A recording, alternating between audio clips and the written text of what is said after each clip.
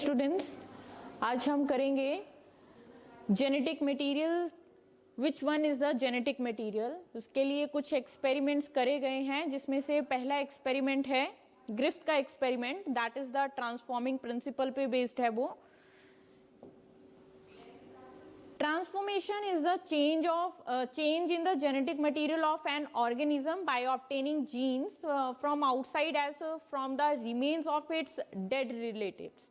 यहाँ पे जो ग्रिफ्थ ने एक्सपेरिमेंट किया है ट्रांसफॉर्मेशन के लिए, वो एक्सपेरिमेंट ये बता रहा है कि अगर कोई बाहर से कोई जेनेटिक मटेरियल इंट्रोड्यूस हो रहा है, चाहे वो उसका डेड पार्ट ही क्यों ना हो, तो वो इंट्रोड्यूस करेगा अगर किसी अदर सेल के अंदर, तो वो उसको चेंज कर देगा, उसकी फॉर्मेशन को चेंज कर देगा, यानी उसको ट्रांसफॉर्म कर देगा।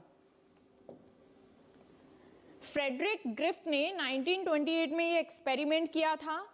एक स्ट्रेन यूज करी, टू स्ट्रेन्स यूज करी बैक्टीरिया की, और दोनों स्ट्रेन्स जो है मतलब जिनमें से एक स्ट्रेन जो है वो पैथोजेनिक है और एक स्ट्रेन जो है वो नॉन पैथोजेनिक है। पैथोजेनिक मतलब जो डिसीज कॉज कर रही है, और नॉन पैथोजेनिक जो डिसीज कॉज नहीं करेगी। तो पैथोजेनिक बैक्टीरिया की स्ट्रेन को यूज करा, streptococcus pneumoniae that cause the pneumonia in the mice. जो एक्सपेरिमेंट करने के लिए जो एनिमल यूज करा था ग्रिफ्थ ने, that is the mice. Bacterium 2 type का स्ट्रेन लिया, एक था virulent and other one is the non virulent. जो विरुलेंट स्ट्रेन थी, दैट विरुलेंट स्ट्रेन जो थी उसके वो ऐसी कॉलोनी बनाते थे जिनकी आउटर जो शीट थी म्यूसिलेज की, वो बहुत ज़्यादा स्मूथ थी, जिसकी वजह से वो बैक्टीरियम इजिली डिसीज कॉज करता था माइस के अंदर। That strain is the virulent. जबकि जो नॉन विरुलेंट स्ट्रेन है, that strain lakhs the mucilage sheet, जिसकी वजह से वो डिसीज कॉज नहीं कर पाती है माइस के अंदर। तो रफ टाइप की कॉलोनी बनाती है नॉन विरुलेंट स्ट्रेन, और जो विरुलेंट है वो स्मूथ बनाती है due to the presence of the smooth covering जो म्यूसिलेज की वजह से बन रही है। तो that is the S strain, and दूसरी है non virulent, that is the R strain. अब ग्रिफ्थ ने क्या करा, सबसे पहले एक्सपेरिमेंट करने के लिए एक एनिमल को यूज करा, दैट इज द माइस। जो आर टाइप का लाइव बैक्टीरियम था उसको माइस के अंदर इजेक्ट कर दिया। लाइव आर टाइप का जो स्ट्रेन था, जो स्ट्रेप्टोकोकस न्यूमोनिया है, उसका आर टाइप लिया और उसको माइस के अंदर इजेक्ट करा। तो माइस में कोई डिसीज जो है वो नहीं कॉज करेगा, वो माइस डिसीज कॉज नहीं करेगा। तो that strain is non virulent.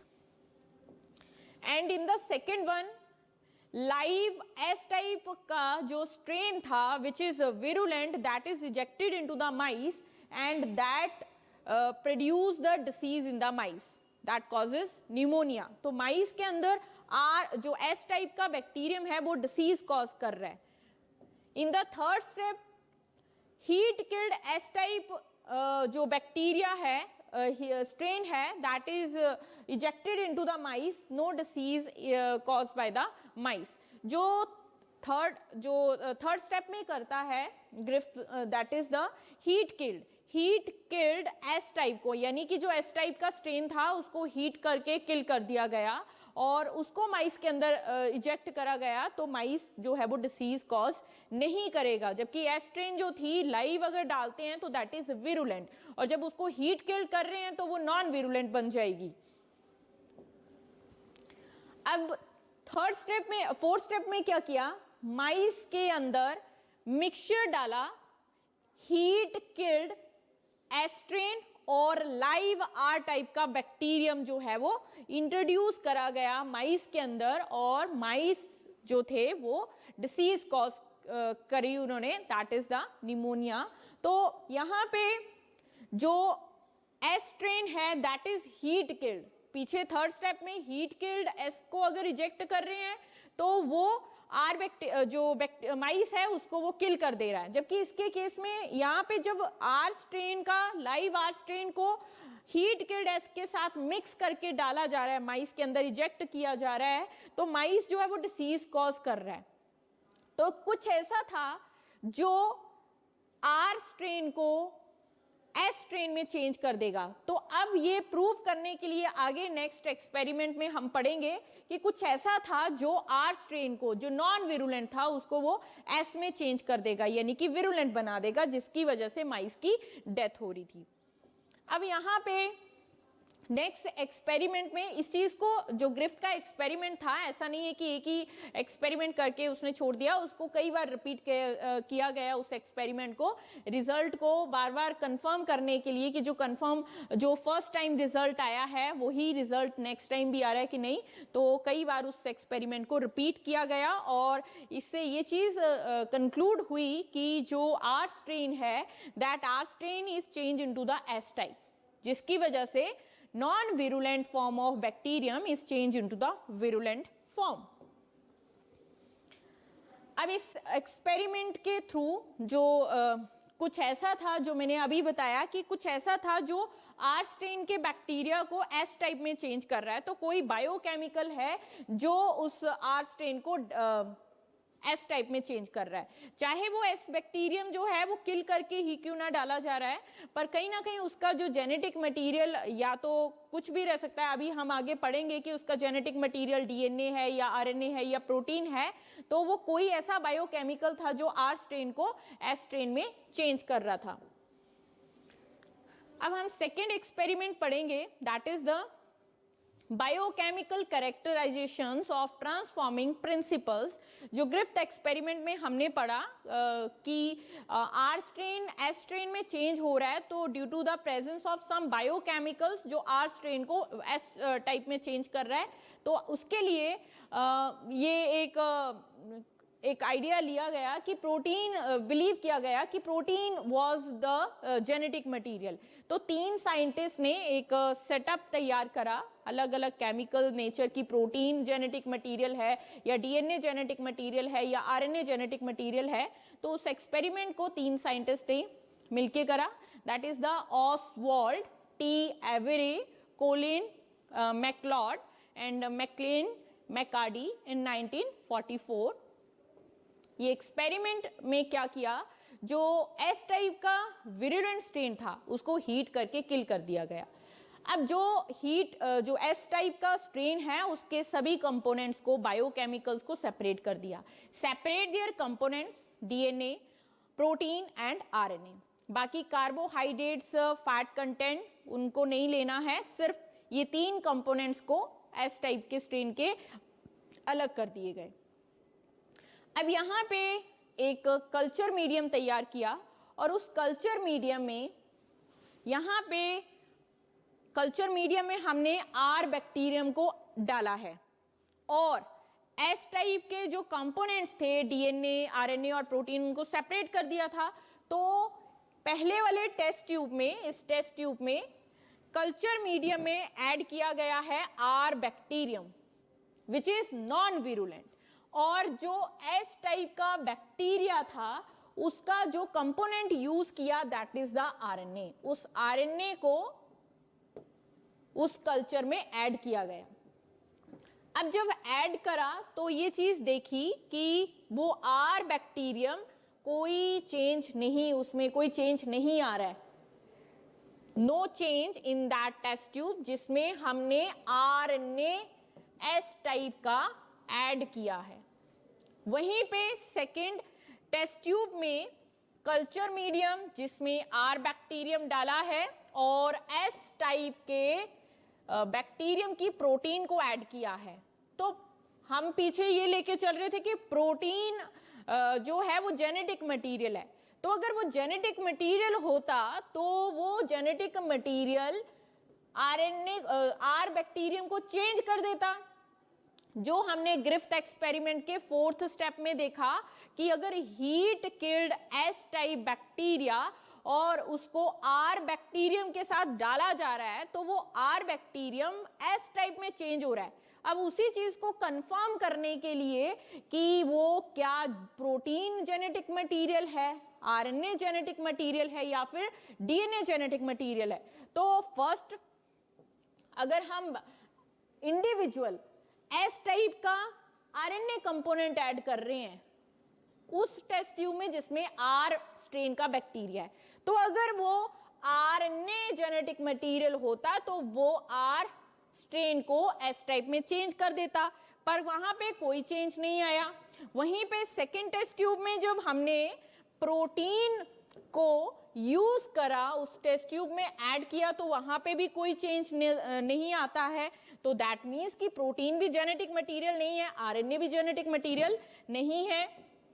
उसके बाद नेक्स्ट टेस्ट ट्यूब में कल्चर में आर बैक्टीरियम डाला है और उसमें डीएनए डाला गया है एस टाइप का, डीएनए एस टाइप का ऐड किया, प्लस एक एंजाइम ऐड करी, दैट इज द डीएनएज। अब डीएनएज एंजाइम क्या करेगी, वो एस टाइप का जो बैक्टीरियम था उसके डीएनए को ये एंजाइम क्या करेगी, डाइजेस्ट कर देगी।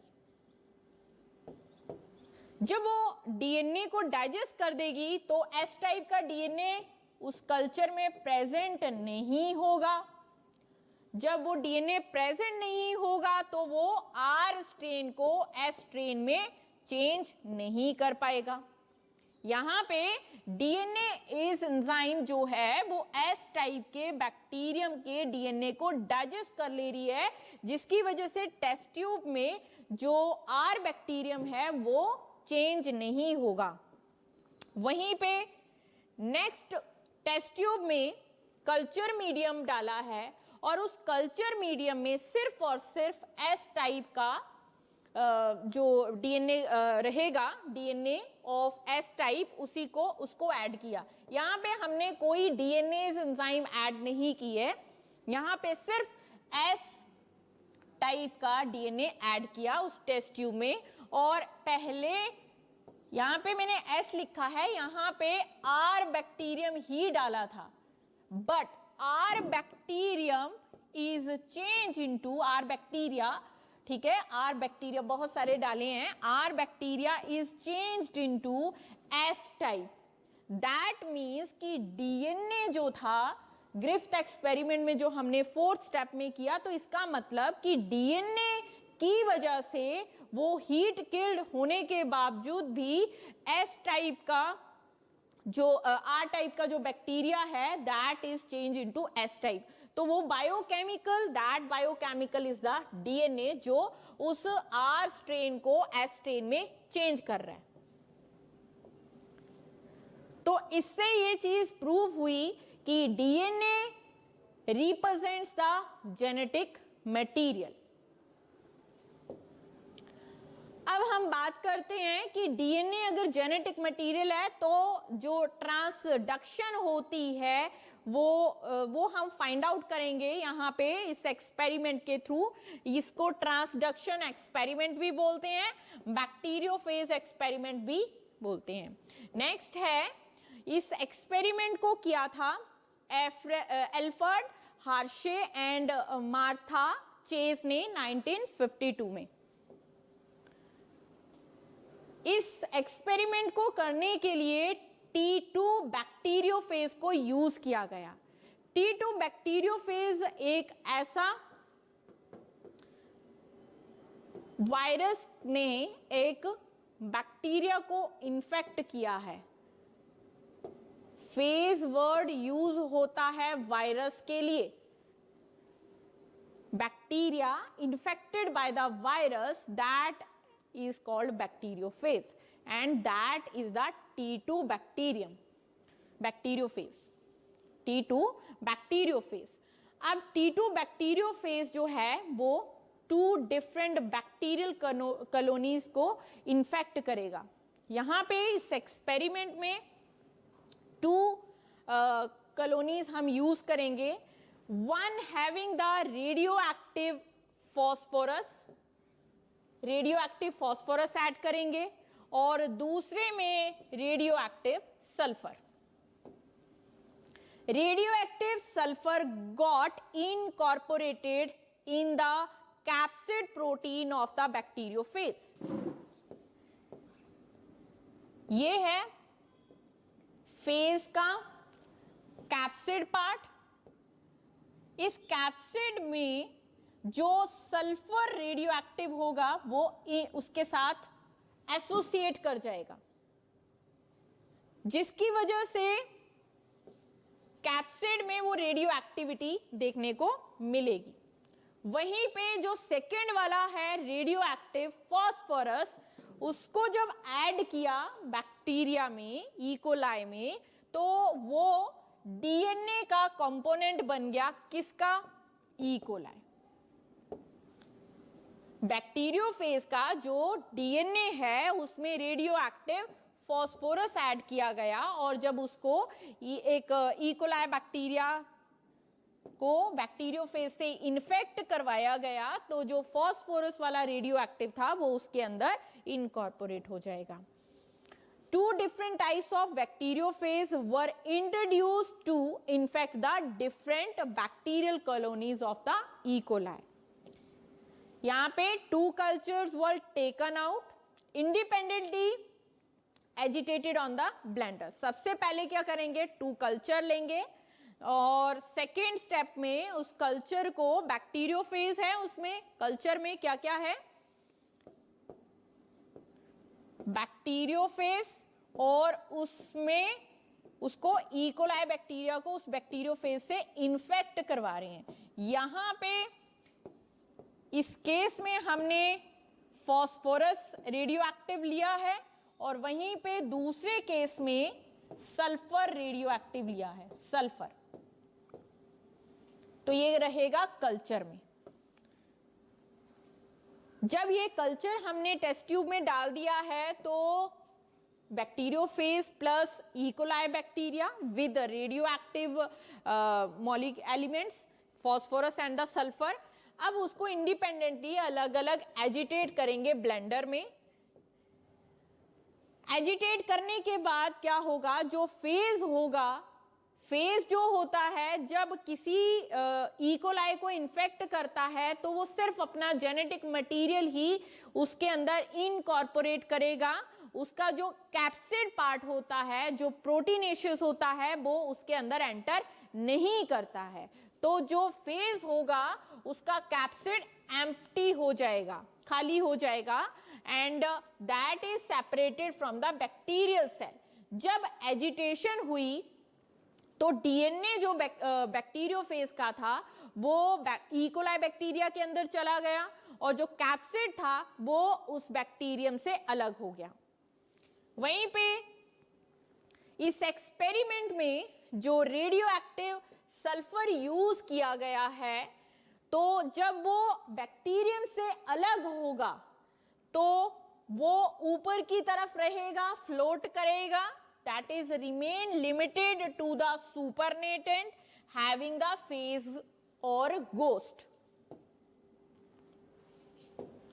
वहीं पे जो रेडियो एक्टिव फास्फोरस है, that was absent into the supernatant, क्योंकि फास्फोरस जो एलिमेंट है, रेडियो एक्टिव एलिमेंट है, वो ई कोलाई के डीएनए के साथ एसोसिएट कर जाएगा, क्योंकि फास्फोरस जो है वो डीएनए को बनाने के लिए हेल्प करता है।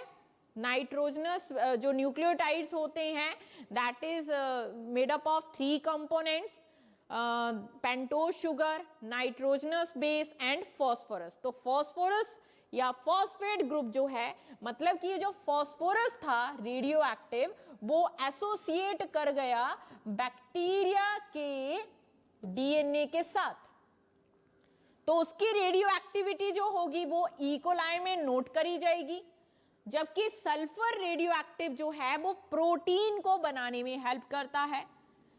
There are so many amino acids जो प्रोटीनेशियस रहते हैं, तो जो सल्फर होगा वो तो रेडियो एक्टिव वो सिर्फ और सिर्फ कैप्सिड में ही रह गया। जबकि एजिटेशन के बाद जब वो एजिटेट होता है, एजिटेट होने से क्या होगा कि जो कैप्सिड है वो कैप्सिड में ही रह जाएगा, क्योंकि इसने तो अपना डीएनए इनकॉर्पोरेट कर दिया ई कोलाई के अंदर। तो रेडियो एक्टिविटी जो होगी वो ऊपर की तरफ रहेगी सुपरनेटेंट में, बट फास्फोरस के केस में रेडियो एक्टिविटी सुपरनेटेंट में एब्सेंट होगी। रेडियो एक्टिविटी जो देखी जाएगी फास्फोरस के केस में वो देखी जाएगी बैक्टीरिया के अंदर, और बैक्टीरिया के अंदर फेज का डीएनए पहुंच चुका है तो वो मल्टीप्लाई करेगा, और मल्टीप्लाई करेगा तो अपने सभी कंपोनेंट्स की फॉर्मेशन बैक्टीरियम के अंदर कर सकता है। और इससे ये चीज कंक्लूड होती है कि डीएनए है जो उसके अंदर ट्रांसमिट हो रहा है, बैक्टीरियोफेज का जिसमें रेडियो एक्टिव फास्फोरस डाला था वो ई कोलाई के डीएनए के साथ एसोसिएट कर रहा है। तो दैट मीन्स कि DNA is the genetic material. यहाँ पे आप इसको एक बार डायग्राम के थ्रू समझेंगे कि एक तरफ डाला है फास्फोरस रेडियो एक्टिव, फास्फोरस डाला है, जब उसको ई कोलाई के साथ इन्फेक्ट करवाएंगे तो ये अपना जेनेटिक मटेरियल उसके अंदर डाल देगा।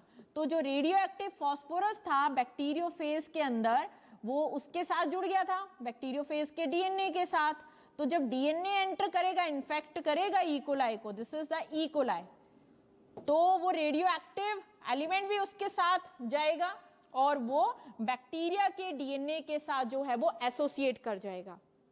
वहीं पे जब यहाँ पे सल्फर वाला डाला है रेडियो एक्टिव एलिमेंट, तो ये तो उसके प्रोटीन के साथ ही एसोसिएट कर गया, यानी कैप्सिड प्रोटीनेशियस होती है तो सल्फर रेडियो एक्टिव जो है वो उसके कैप्सिड के साथ जो है वो बाइंड कर जाएगा।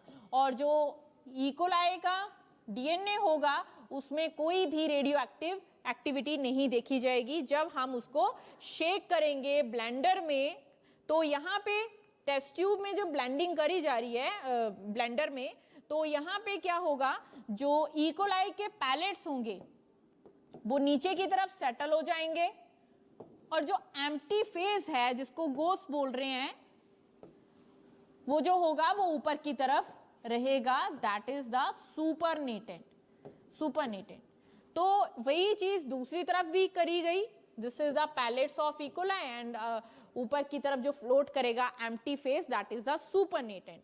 अब यहाँ पे E coli no radioactivity is observed in the E coli, that means कि अगर ई कोलाई में कोई रेडियो एक्टिविटी नहीं है तो पैलेट्स में नहीं है, तो कहाँ पे ऑब्जर्व करी जा रही है, सुपरनेटेंट में। इसका मतलब यहाँ पे कौन सा रेडियो आइसोटोप हुआ, दैट इज द सल्फर।